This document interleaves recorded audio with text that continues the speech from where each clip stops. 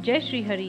एक बार धर्मराज युधिष्ठिर ने भगवान श्री कृष्ण से प्रश्न पूछा, हे जनार्दन, वैशाख मास के कृष्ण पक्ष की एकादशी का क्या नाम है, उसका क्या महत्व है और उसे करने से मनुष्य को क्या फल मिलता है, कृपा विस्तार से बताइए। भगवान श्री कृष्ण ने कहा, हे राजन, वैशाख मास के कृष्ण पक्ष की एकादशी वरूथनी एकादशी के नाम से प्रसिद्ध है। ये एकादशी सभी पापों का नाश करने वाली और मनुष्य को सौभाग्य प्रदान करने वाली है। इसके व्रत से मनुष्य को इस लोक में सुख और अंत में मोक्ष की प्राप्ति होती है। अब मैं तुम्हें इसकी कथा सुनाता हूँ। प्राचीन काल में नर्मदा नदी के तट पर माहिष्मती नामक नगरी में मानधाता नाम के एक राजा राज्य करते थे। वे धर्मात्मा, सत्यवादी और प्रजा का पालन करने वाले थे।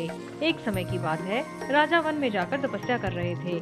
उसी समय एक भयंकर भालू वहां आया और उसने राजा के पैर को पकड़ लिया। वह राजा को घसीटने लगा, किंतु राजा ने भगवान विष्णु का स्मरण किया। तभी भगवान विष्णु प्रकट हुए और अपने सुदर्शन चक्र से उस भालू को दूर भगा दिया। इस प्रकार राजा की रक्षा हुई, परंतु उनका पैर बुरी तरह घायल हो गया था।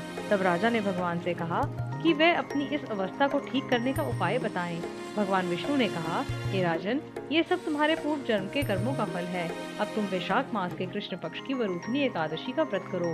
इस व्रत के प्रभाव से तुम्हारे सभी पाप नष्ट हो जाएंगे और तुम्हारा शरीर पुनः पूर्ववत हो जाएगा। राजा ने भगवान के वचनों के अनुसार वरूथनी एकादशी का विधि पूर्वक व्रत किया। व्रत के प्रभाव से उनका शरीर शीघ्र ही स्वस्थ हो गया और वह पहले के समान हो गए। उन्हें महान सुख और ऐश्वर्य की प्राप्ति हुई। भगवान श्री कृष्ण ने आगे कहा, हे युधिष्ठिर, जो मनुष्य इस वरूथनी एकादशी का व्रत करता है उसके सभी पाप नष्ट हो जाते हैं। उसे इस लोक में सुख, सौभाग्य और समृद्धि प्राप्त होती है तथा अंत में वह मोक्ष को प्राप्त करता है।